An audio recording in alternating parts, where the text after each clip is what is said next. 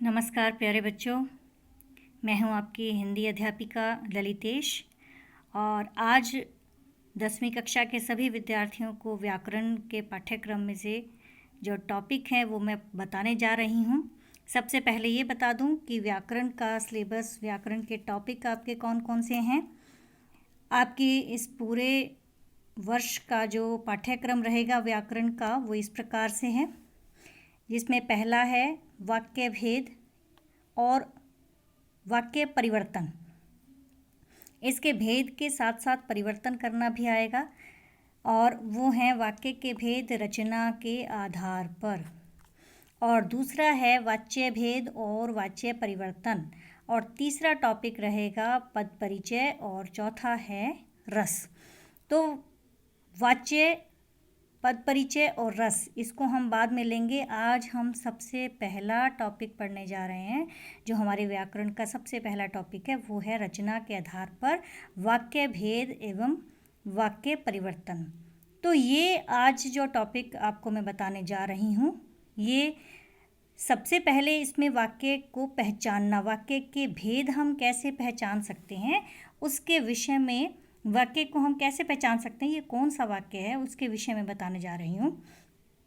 तो बच्चे, सबसे पहले मैं आपको ये बताना चाहूँगी कि इससे पहले 9वीं कक्षा में आपने पढ़ा था अर्थ के आधार पर वाक्यों के भेद, जिसमें निषेधवाचक, प्रश्नवाचक, संदेहवाचक, संकेतवाचक, इच्छावाचक, विस्मय आदिवाचक, इस प्रकार के जो हैं 8 भेद आपने अर्थ के आधार पर पढ़े थे।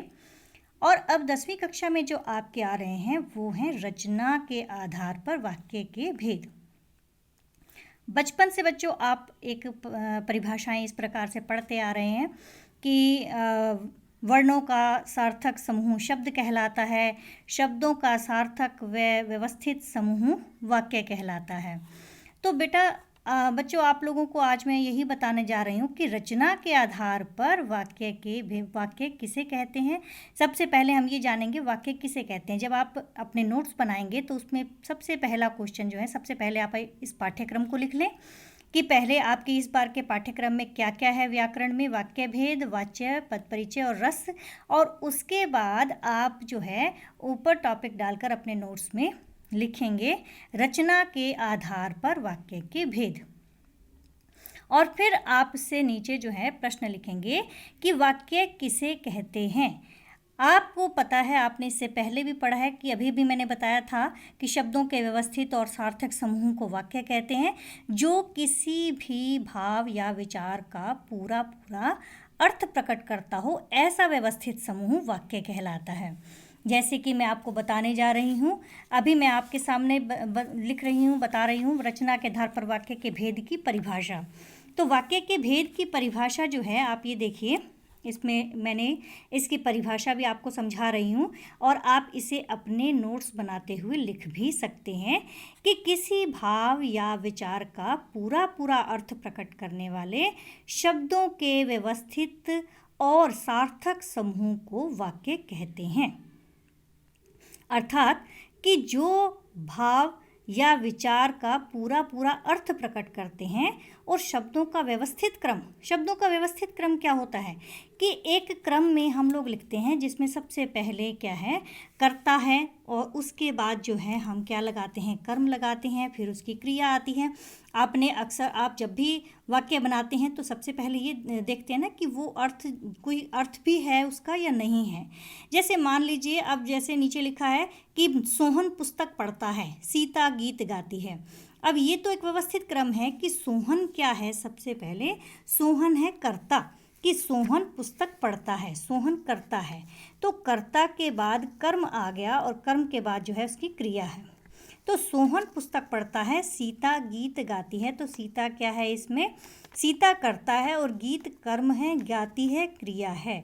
यानी कि पहले आप क्या लिखते हैं, कर्ता, फिर उसके बाद कर्म, और उसके बाद क्रिया आती है।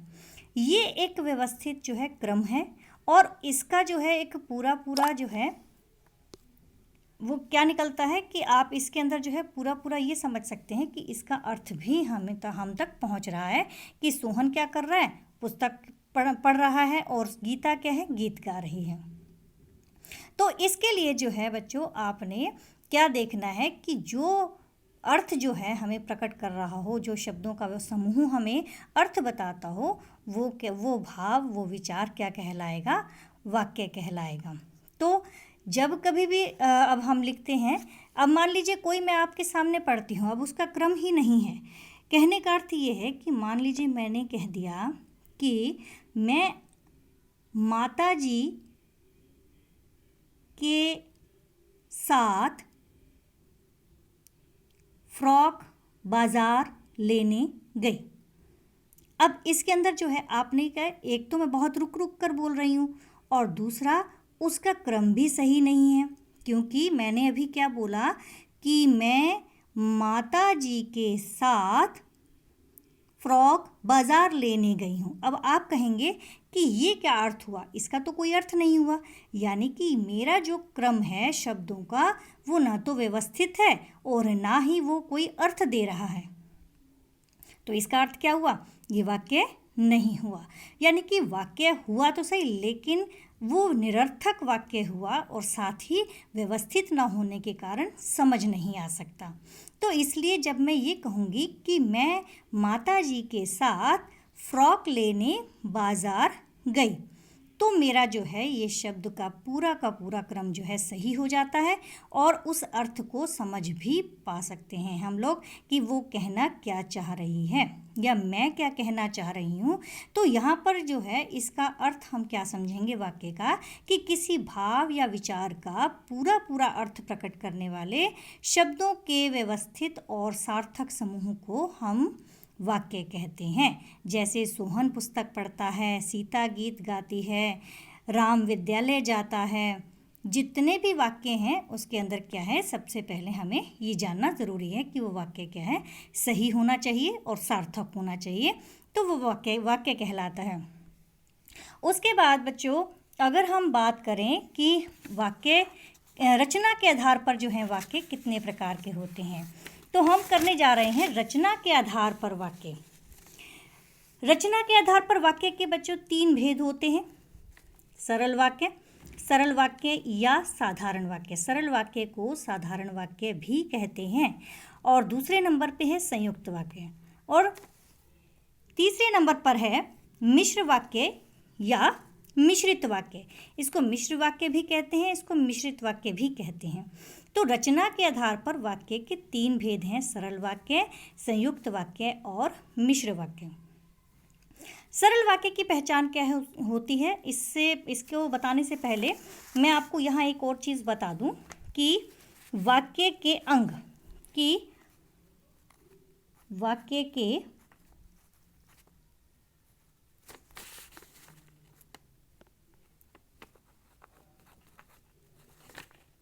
दो अंग होते हैं।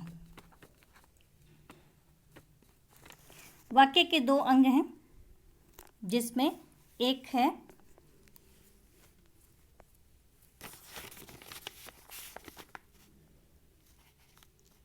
उद्देश्य और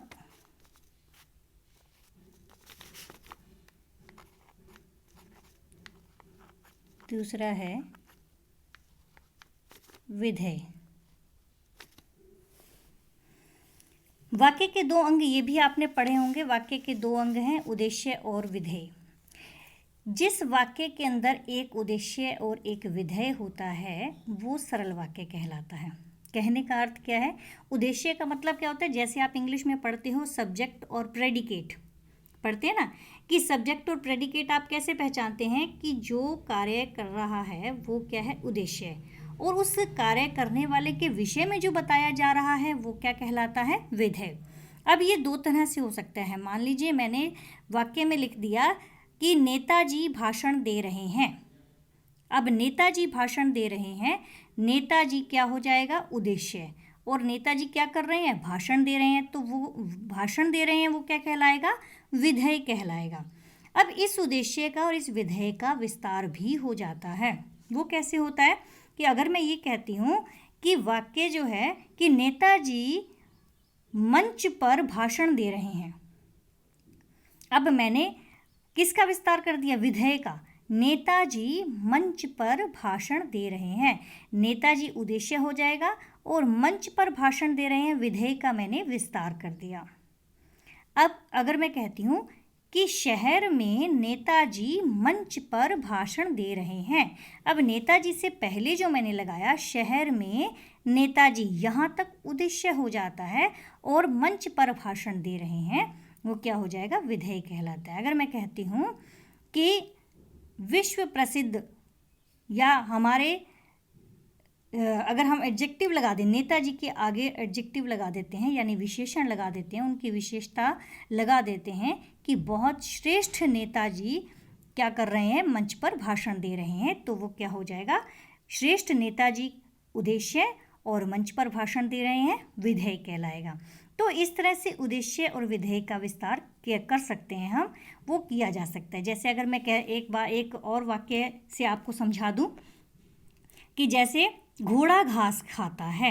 अब घोड़ा क्या है, उद्देश्य है, और घास खाता है, विधेय है।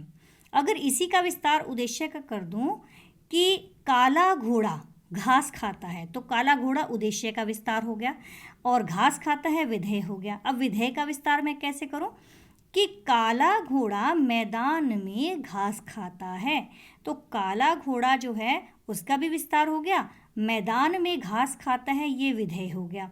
तो ये दोनों के दोनों विधेय और उद्देश्य का विस्तार जो है जब हम कर देते हैं तो ये जो है दोनों उद्देश्य और विधेय विस्तृत होने के बावजूद भी सरल वाक्य में कहे जाते हैं।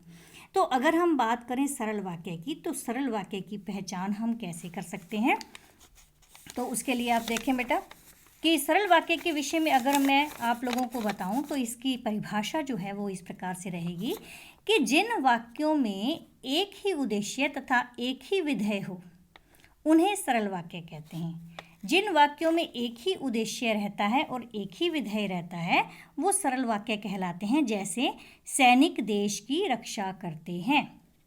अब यहाँ क्या है, सैनिक क्या हो जाएगा, उद्देश्य, और देश की रक्षा करते हैं, विधेय हो गया। तो सैनिक देश की रक्षा करते हैं, एक उद्देश्य है हमारे पास और ये क्या है, एक विधेय है, तो ये सरल वाक्य है। हेमा और टीना बाजार जा रही हैं। हेमा और टीना, अब हेमा और टीना जो है ये दोनों ही उद्देश्य हैं क्योंकि दोनों ही करता है और क्या कर रही हैं, बाजार जाने का काम कर रही हैं, तो बाजार जा रही हैं। तो हेमा और टीना ये दोनों उद्देश्य हैं, बाजार जा रही हैं ये विधेय है, तो ये क्या आ जाएगा, सरल वाक्य कहलाएगा। तो आप इसकी परिभाषा बच्चों कैसे लिखेंगे कि जिन वाक्यों में एक ही उद्देश्य तथा एक ही विधेय हो उन्हें सरल वाक्य कहते हैं। जैसे सैनिक देश की रक्षा करते हैं, हेमा और टीना बाजार जा रही हैं, नेताजी भाषण दे रहे हैं, माली पौधों को पानी दे रहा है, मोहन विद्यालय जा रहा है, ये सब के सब वाक्य जो हैं सरल वाक्य कहलाते हैं क्योंकि इनमें क्या है, एक उद्देश्य है और एक विधेय है। जब आप नोट्स बनाएंगे अपने तो उस नोट्स में जो है इस सरल वाक्य की डेफिनेशन जो है इस प्रकार से नोट कर लेंगे कि जिन वाक्यों में एक ही उद्देश्य तथा एक ही विधेय हो उन्हें सरल वाक्य कहते हैं। अब सरल वाक्यों के बाद आती है बात संयुक्त वाक्यों की कि संयुक्त वाक्य किसे कहते हैं। तो बच्चों संयुक्त वाक्य अगर मैं आपको बताऊं तो उसमें जो है आप लोग बड़े ध्यान से देखिएगा कि संयुक्त वाक्य की पहचान कैसे रहती है। देखिए संयुक्त वाक्य जो है वो वाक्य होते हैं जिनमें कि दो या दो से अधिक जो है वाक्य जुड़े होते हैं, यानी दो या दो से अधिक वाक्य जहाँ जुड़े होते हैं और वो किनसे जुड़े होते हैं, समुच्चय बोधक शब्दों से जुड़े होते हैं। समुच्चय बोधक शब्द आपने पढ़े हैं पहले भी, जैसे समुच्चय बोधक शब्दों के बारे में आप लोगों ने पढ़ा है, और, एवं, तथा, किंतु, परंतु, लेकिन, ये सारे जो होते हैं समुच्चय बोधक शब्द या समुच्चय बोधक अव्यय कहलाते हैं। जहाँ पर जिन वाक्यों के अंदर दो या दो से अधिक जो हैं उपवाक्य समुच्चय बोधक अवयवों से जुड़े हों वे संयुक्त वाक्य कहलाते हैं। जैसे एक वाक्य और दूसरा वाक्य उसको जोड़ने का काम योजक कर रहा है, समुच्चय बोधक शब्द कर रहा है। जैसे मैंने यहाँ पर कुछ वाक्य लिखे हैं आप लोगों को बताने के लिए कि जैसे रात हुई और तारे टिमटिमाने लगे। अब रात हुई एक वाक्य है, तारे टिमटिमाने लगे दूसरा वाक्य है। इन दोनों को जोड़ने का काम क्या कर रहा है, यह योजक शब्द कर रहा है। और ठीक है, ये समुच्चय बोधक शब्द है। रात हुई और तारे टिमटिमाने लगे। कमला नाच रही है और सरला गा रही है। कमला नाच रही है एक वाक्य है और सरला गा रही है दूसरा वाक्य है। तो जब आप इसको लिखेंगे कमला नाच रही है और सरला गा रही है तो दो वाक्य बन जाते हैं। दो वाक्यों को योजक शब्द जो है ये समुच्चय बोधक शब्द जोड़ रहा है। तो यहाँ पर जो है आपने, और एक चीज़ का बच्चों ध्यान रखना, बहुत बार जो है आपके एग्ज़ाम में कैसे दिया होता है कि कमला और सरला नाच रही हैं। अब जहाँ पर कमला और सरला दो के बीच में अगर ये बात आ जाती है, जैसे अभी पीछे वाक्य पढ़ा था हेमा और टीना वाला, कि हेमा और टीना बाजार जा रही हैं, तो वहाँ पर हेमा और टीना क्या है, दोनों उद्देश्य हैं, वो दो वाक्य नहीं है। हेमा और टीना दोनों उद्देश्य हैं और दोनों ही बाजार जाने का काम कर रही हैं, तो वो सरल वाक्य हो जाएगा। ऐसे ही अगर ये बात आ जाती है कि कमला और सरला नाच रही हैं, तो क्या आ जाएगा, एक वाक्य आ जाएगा।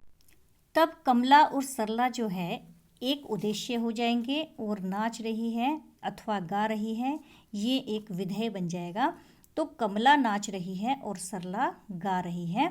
यहाँ पर ये दो अलग अलग वाक्य हैं।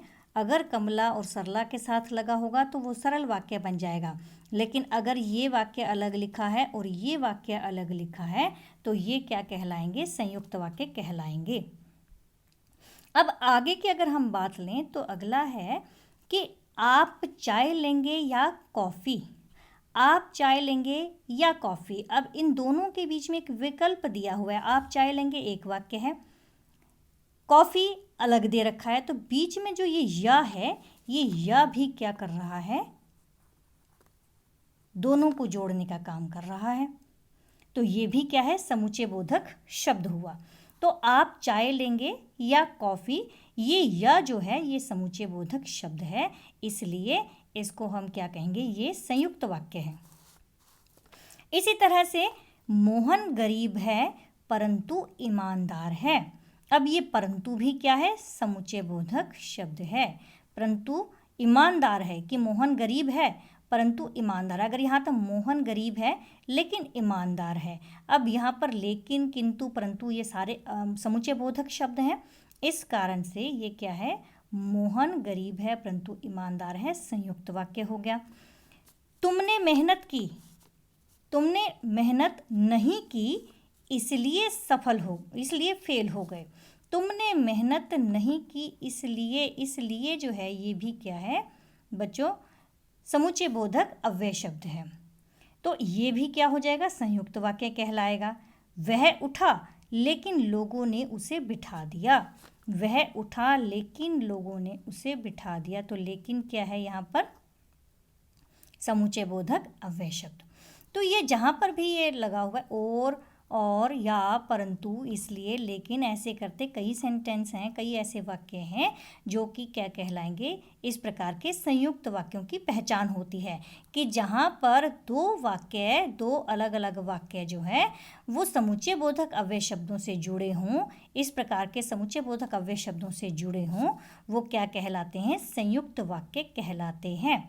अब इस संयुक्त वाक्य के जो है ये समुच्चय बोधक शब्द कौन कौन से होते हैं वो भी मैं आपको बता देती हूँ। बेटा ये लिख लें कि ये जो वाक्य होते हैं वो समुच्चय बोधक शब्द कौन कौन से जुड़े होते हैं, और, तथा, अथवा, किंतु, परंतु, लेकिन, क्योंकि, अतः, इसलिए आदि ये समुच्चय बोधक शब्द होते हैं जिनसे वो जुड़े होते हैं। अतः ये क्या है, संयुक्त वाक्य हैं। संयुक्त वाक्यों के बच्चे 4 भेद होते हैं। इससे पहले आपने पढ़े होंगे समुच्चय बोधक शब्दों के बारे में कि समानाधिकरण और व्याधिकरण होते हैं। तो संयुक्त वाक्य जो होते हैं, संयुक्त वाक्यों के जो है 4 भेद होते हैं। यहाँ पर कुछ गलत लिखा गया था, तो ये है संयुक्त वाक्य। संयुक्त वाक्य के 4 भेद होते हैं जिसमें संयोजक जो होते हैं, जो कि 2 समान वाक्यों को एक साथ जोड़ते हैं, संयोजक, तो वो होते हैं और, तथा, एवं। जैसे कमला, और आपने पढ़ा कमला नाच रही है और सरला गा रही है, रात हुई और तारे टिमटिमाने लगे। ये दोनों के दोनों जो हैं ये संयोजक है।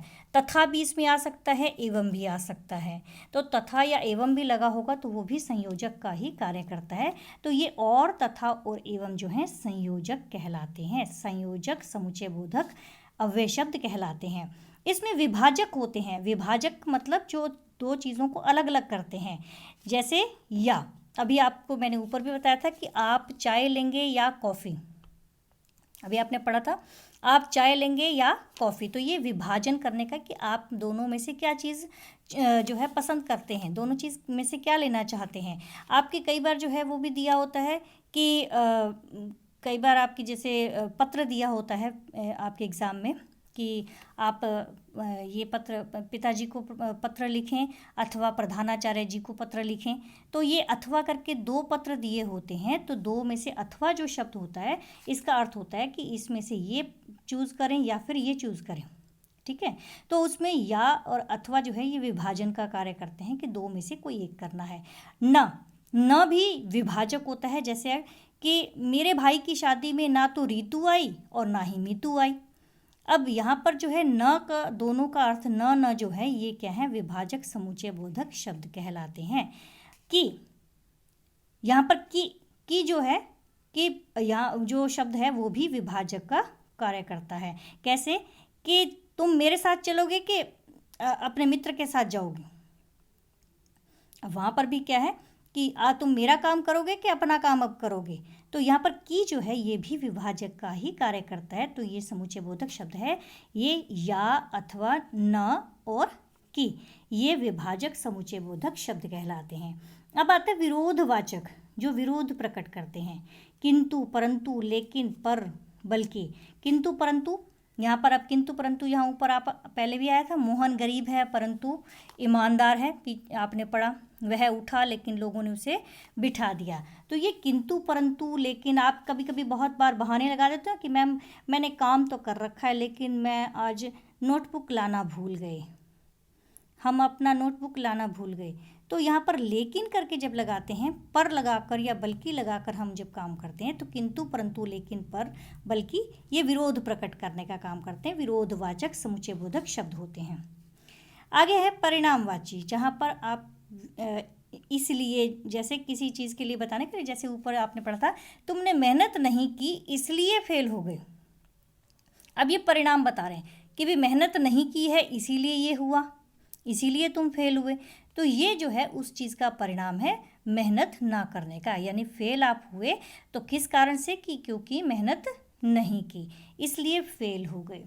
तो यहाँ पर आपने क्या, इसलिए, अतः, सो, ये सब जो हैं परिणामवाची क्या कहलाते हैं, संयुक्त वाक्य कहलाते हैं। तो ये है संयुक्त वाक्य की पहचान। तो अब आप नोट्स बनाएंगे जब, तो ऊपर ये सब चीज़ें लिखेंगे कि जिन वाक्यों में दो या दो से अधिक उपवाक्य समुच्चय बोधक अवयवों से जुड़े हों वे संयुक्त वाक्य कहलाते हैं। जैसे ये कुछ सेंटेंस मैंने लिखे हुए हैं, ये आप वाक्य उतार लें और ये वाक्य जो हैं क्या क्या हैं, कौन कौन से होते हैं समुच्चय बोधक शब्द, और, तथा, कि, अथवा, किंतु, परंतु, ये सब के सब लिखेंगे। आप ये भी लिखेंगे संयुक्त वाक्य के 4 भेद होते हैं, कौन कौन से, जिसमें संयोजक जो हैं और, तथा, एवं है। विभाजक जो हैं वो या, अथवा, न और की है। विरोधवाचक जो हैं वो हैं किंतु, परंतु, लेकिन, पर और बल्कि। और परिणामवाची है इसलिए, अतः, सो। तो ये आपने पहचान कर लेनी है संयुक्त वाक्य की कि संयुक्त वाक्य किसे कहते हैं। अब बात आती है हमारे पास कि मिश्र वाक्य और या फिर मिश्रित वाक्य वो किसे कहते हैं। ये थोड़ा सा बेटा समझने वाला है और बहुत ध्यान से समझने वाला है कि मिश्र वाक्य या मिश्रित वाक्य होते किसे कहते हैं। जब दो वाक्य जो है आपस में जुड़े होते हैं, जिसमें से एक वाक्य जो है प्रधान वाक्य होता है, दूसरा वाक्य उस पर आश्रित रहता है। आश्रित का मतलब उसका सहारा लिए होता है, उसके बिना पूरा नहीं होता।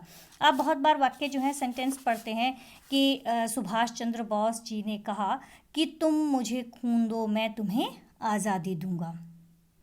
ठीक है, तो उसमें जो है कि जी करके जो है दूसरा वाक्य कहा गया है, सुभाष चंद्र बोस ने कहा।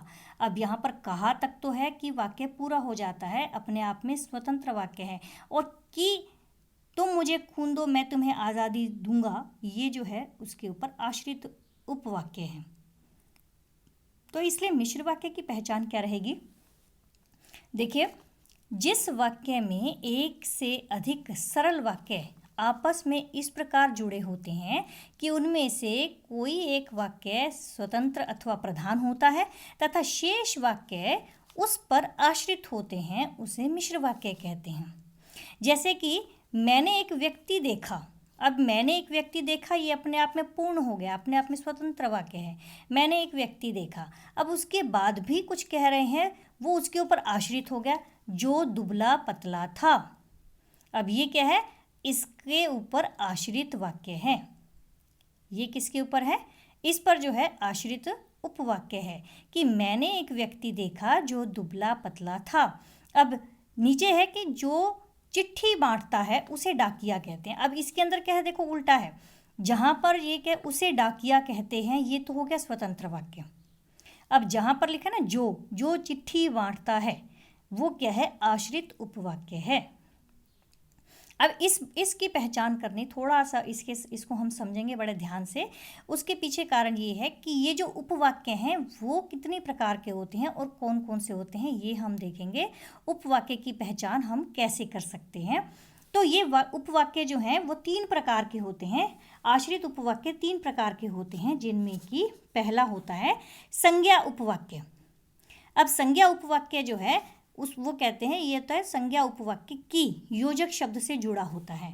जैसे कि मुझे मालूम है कि मोहन विद्यालय नहीं गया। मुझे मालूम है कि, ये जो की है ये क्या है? संज्ञा उपवाक्य है। ठीक है, यानी ये योजक शब्द जो है की से जुड़ा होता है। तो इसमें जब भी कभी आपसे ये पूछा जाए कि उपवाक्य की पहचान कीजिए, तो जहाँ पर भी की लगा होगा वहाँ पर जो है आप लिख देंगे ये जो है संज्ञा उपवाक्य है। मुझे मालूम है कि मोहन विद्यालय नहीं गया। अब यहाँ पर संज्ञा जो है मोहन की जगह पर हमने क्या लगा दिया कि वह मोहन, या मोहन जो है विद्यालय नहीं गया है। तो की यहाँ पर जो है किसका काम कर रहा है? उसके ऊपर आश्रित उपवाक्य का कार्य कर रहा है। मुझे मालूम है, यहाँ तक स्वतंत्र वाक्य कि मोहन विद्यालय नहीं गया, ये योजक शब्द साथ में जो जुड़ा हुआ है ये है संज्ञा उपवाक्य। मैं नहीं जानता कि वह कौन है, ये की जो है क्या हो जाएगा? संज्ञा उपवाक्य होगा। कभी कभी बच्चों ये संज्ञा उपवाक्य नहीं भी लगा होता। जैसे मैं समझता हूँ, अब यहाँ पर आपका आना मुश्किल है।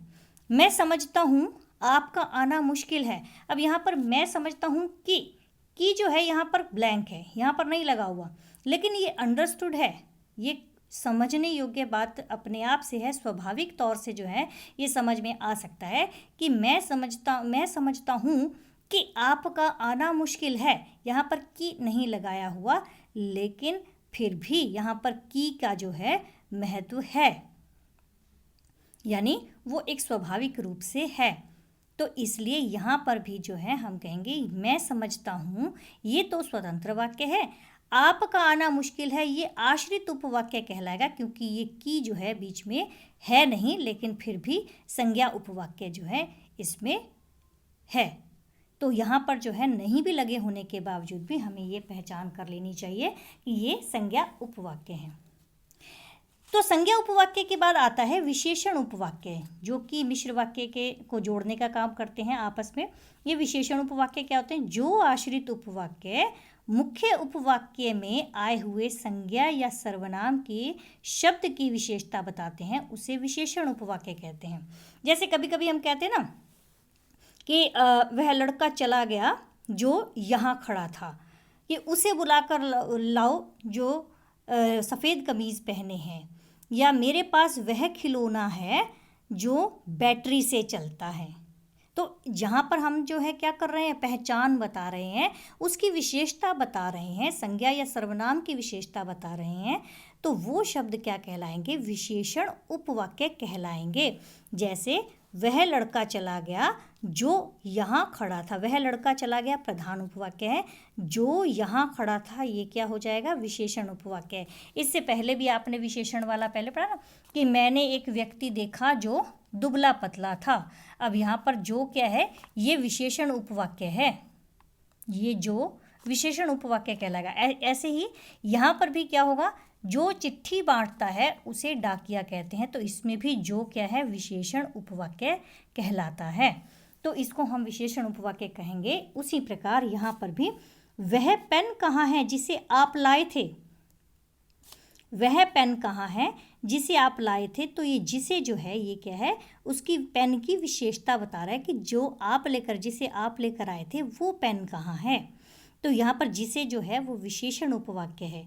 उस लड़के को बुलाओ जिसने नीली कमीज पहनी है। अभी मैंने बताया जब उस लड़के को बुलाओ जिसने सफ़ेद कमीज पहनी है, या जिसने नीली कमीज पहनी है, जिसने लाल टोपी पहनी है, तो ये जिसने शब्द जो है ये विशेषण उपवाक्य कहलाता है। यही वे सज्जन हैं जिन्होंने डूबते लड़के को बचाया। अब ये उन सज्जन की पहचान है कि इन सज्जन ने क्या किया, डूबते लड़के को बचाया। जिन्होंने, तो जिन्होंने यहाँ पर क्या है, विशेषण उपवाक्य कहलाते हैं। अब विशेषण उपवाक्य कौन कौन से होंगे ये ज़रा ध्यान रखेंगे, ये आप अपने नोट्स में भी लिखना चाहें तो लिखें, बहुत ज़रूरी है। जैसे कि विशेषण उपवाक्य हैं जो, जिसने, जिससे, जिनको, जिन्होंने, जिनके लिए, इस तरह के जहाँ पर भी शब्द होंगे वो विशेषण उपवाक्य कहलाएंगे। संज्ञा उपवाक्य कौन सा था, कि, ये क्या है, संज्ञा उपवाक्य है।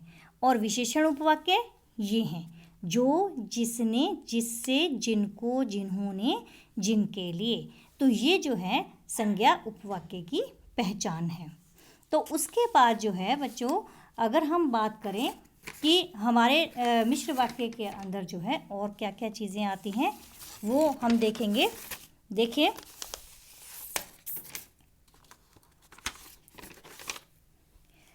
इसके बाद आता है क्रिया विशेषण उपवाक्य। इसके बाद क्रिया विशेषण उपवाक्य की अगर हम पहचान करें तो वो है कि जो आश्रित उपवाक्य प्रधान उपवाक्यों की क्रिया की विशेषता बताता है उसे क्रिया विशेषण उपवाक्य कहते हैं। क्रिया विशेषण उपवाक्य के जो है, जैसे आप क्रिया विशेषण पढ़ते हो ना, क्रिया विशेषण में रीतिवाचक, कालवाचक, स्थानवाचक, परिमाणवाचक, ये इसके भेद होते हैं क्रिया विशेषण के।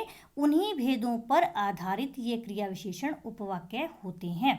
जैसे कि कालवाचक क्रिया आश्रित उपवाक्य के अंदर जो है क्रिया विशेषण उपवाक्य कौन कौन से होंगे, जब, तब, मैंने अभी ये तब लिखा नहीं है, इसमें आप लिख लेंगे जब, तब, जब से, तब से, जब जब, तब तब, जब तक, तब तक, जब कभी, तब कभी, इस तरह के जो है कालवाचक आश्रित उपवाक्य होते हैं। अब मैं इसके नीचे जो है वाक्य भी बताऊंगी आपको कि किस प्रकार से इनकी पहचान की जा सकती है। स्थानवाचक आश्रित उपवाक्य कौन कौन से होते हैं, जहाँ पर स्थान की, जैसे आपने स्थानवाचक उसमें पढ़ते हो ना, जहाँ, वहाँ, इधर, उधर, दाएं, बाएं, ऊपर, नीचे, ये सारे स्थानवाचक जो हैं क्रिया विशेषण होते हैं। तो ऐसे ही उस पर आधारित जो हैं ये आश्रित उपवाक्य होते हैं कि जहाँ, वहाँ, जहाँ से, वहाँ से, जहाँ, जहाँ, वहाँ, वहाँ, जिधर, उधर, जहाँ, कहीं, वहीं, ये स्थानवाचक क्रिया उपवाक्य कहलाते हैं। आश्रित उपवाक्य, ये रीतिवाचक आश्रित उपवाक्य, ये कौन से होते हैं, रीति का अर्थ क्या होता है, ढंग, यानी कि किस ढंग से कार्य हुआ, किस ढंग से जो है क्या चीज़ हो रही है, जैसी हो रही है, कैसी हो रही है, जैसा वैसा, ज्यों त्यों, ज्यों ही त्यों ही, ये जो हैं रीतिवाचक आश्रित उपवाक्य कहलाते हैं। और उसके बाद है परिमाणवाचक आश्रित उपवाक्य। परिमाण का मतलब क्या होता है, जब हम किसी चीज़ को मात्रा में गिनते हैं, यानी कि उसकी क्वांटिटी देखते हैं, तो वो क्या है, जितना उतना, जैसे जैसे, वैसे वैसे, ये है उसका परिमाण। हेतुवाचक या कारणवाचक उपवाक्य। अब हेतुवाचक का मतलब कि किसी को काम करने से के लिए जो है उसके पीछे कोई ना कोई कारण भी होता है। तो जैसे क्योंकि, इसलिए, यद्यपि, तथापि, यदि, तो, अगर, तो, ये हेतुवाचक जो हैं क्या कहलाते हैं, आश्रित उपवाक्य कहलाते हैं। अब इसके मैं कुछ उदाहरण आपको बता रही हूँ, उसके ब्रैकेट में जो लिखे हैं उससे पहचान करेंगे हम कि कैसे पता चलता है। कि जैसे जब मैं स्टेशन पहुँचा तब गाड़ी चल पड़ी। अब जब क्या होता है, काल का समय, मतलब समय बता रहा है कि क्रिया कब हुई, जब। अब जब मैं स्टेशन पहुंचा तब गाड़ी चल पड़ी, तो ये कालवाचक आश्रित उपवाक्य ये वाला है। तो इसको हम क्या कहेंगे, कालवाचक आश्रित उपवाक्य। ठीक है। और अगर लिखा है कि जिधर तुम जा रहे हो उधर रास्ता बंद है, जिधर तुम जा रहे हो तो ये स्थान है। अभी ऊपर मैंने आपको बताया था कि जिधर उधर ये लिखा हुआ ना, जहाँ वहाँ, जहाँ से वहाँ से, जिधर उधर, जहाँ कहीं वहीं। तो ऐसे ही जिधर तुम जा रहे हो उधर रास्ता बंद है, तो ये स्थानवाचक जो है ये बन जाता है, जिधर और उधर। जहाँ चाहा वहाँ रहा, तो जहाँ वहाँ भी क्या हो जाएगा, स्थानवाचक क्रिया विशेषण आश्रित उपवाक्य है। तो स्थानवाचक के बारे में आपने पहचान की। अब आता है जो है अगला वाक्य है, जैसा तुम कहते हो वैसा ही मैं भी करूँगा। अब कैसा कहते हो, जैसा तुम कहते हो, तो किस ढंग से कहा गया, रीति के ढंग से, किस ढंग से बात हुई, जैसा तुम कहते हो वैसा ही मैं भी करूँगा। रीतिवाचक की हमने यहाँ जैसा वैसा, ज्यों त्यों, ज्यों ही त्यों ही, ये हमने पढ़ा था। तो ये क्या है, रीतिवाचक आश्रित उपवाक्य है। तो आश्रित उपवाक्य में रीतिवाचक कौन सा होगा, जैसा, जैसा वैसा। जैसा तुम कहते हो वैसा ही मैं भी करूँगा, जैसी करनी वैसी भरनी। यहाँ जैसी और वैसी ये भी आश्रित, ये रीतिवाचक आश्रित उपवाक्य कहलाएगा। तुम जितना पढ़ोगे उतना ही लाभ होगा, तुम जितना पढ़ोगे उतना ही लाभ होगा। परिमाण की बात की गई है। अब ऊपर परिमाणवाचक है ना, जितना उतना, जैसे जैसे, वैसे वैसे। तो ऐसे ही जितना तुम पढ़ोगे उतना ही लाभ होगा। तो जितना और उतना, ये क्या है भाई, जितना तुम खाओगे उतने ही मोटे होते जाओगे, जितनी मेहनत करोगे उतना ही फल पाओगे। ये क्या है, जितना उतना क्या है, परिमाणवाचक परिमाणवाचक आश्रित उपवाक्य कहलाता है। यदि तुमने पढ़ा होता तो अवश्य पास हो गए होते। अब हेतुवाचक के ऊपर हमने पढ़ा था ना, क्योंकि, इसलिए, यदि, यद्यपि, तथापि, यदि, तो, अगर, तो, ये सारे के सारे क्या हैं, ये हेतुवाचक हैं, यानी कारण की बात करते हैं, कारण बताते हैं कि अगर तुमने पढ़ा होता, यदि तुमने पढ़ा होता तो अवश्य पास हो गए होते। तो यदि और तो, इसमें यदि और तो क्या है, हेतुवाचक। और ऐसे ही अगर तो, अगर तुम साथ चलो तो ही मैं जाऊंगा। अगर भी जो है और तो, ये दोनों के दोनों भी क्या हैं, हेतुवाचक हैं। प्रयोजन सूचक, प्रयोजन का मतलब होता है किसी चीज़ के पीछे जो है काम करने का कोई ना कोई मकसद होता है, कोई प्रयोजन होता है। जल्दी चलो कहीं गाड़ी छूट ना जाए, ठीक है। अब ये कहीं जो है ना, ये क्या है, प्रयोजन सूचक है कि भी अगर जल्दी नहीं गए तो गाड़ी छूट जाएगी। तो हमारे पीछे जल्दी जाने का कारण क्या है, गाड़ी का ना छूटना, भी गाड़ी ना छूटे, इसलिए जल्दी चलो कहीं गाड़ी छूट ना जाए, ये प्रयोजन सूचक कहलाता है। तो बच्चों ये जो है अब आप लोगों के सामने मैंने रखे हैं कि वाक्य कहते किसे हैं। इससे अगली वीडियो में, अभी तो ये आप इतना करेंगे कि वाक्य जो हैं इसके नोट्स बना लेंगे कि वाक्य की पहचान क्या क्या होती है और कितनी प्रकार के वाक्य के भेद हैं।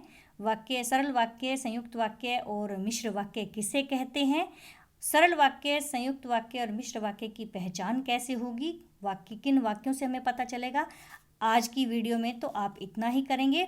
इससे अगली वीडियो में मैं आप लोगों को बताऊंगी कि वाक्य परिवर्तन कैसे किया जाता है। तो हम एक वाक्य से जो है संयुक्त वाक्य कैसे बना सकते हैं, सरल वाक्य से संयुक्त में कैसे परिवर्तित होगा, संयुक्त वाक्य से मिश्र में कैसे होगा, मिश्र वाक्य से हम उसको सरल में या संयुक्त में कैसे बदल सकते हैं। अगली वीडियो में आप लोगों को मैं इसकी जानकारी दूंगी।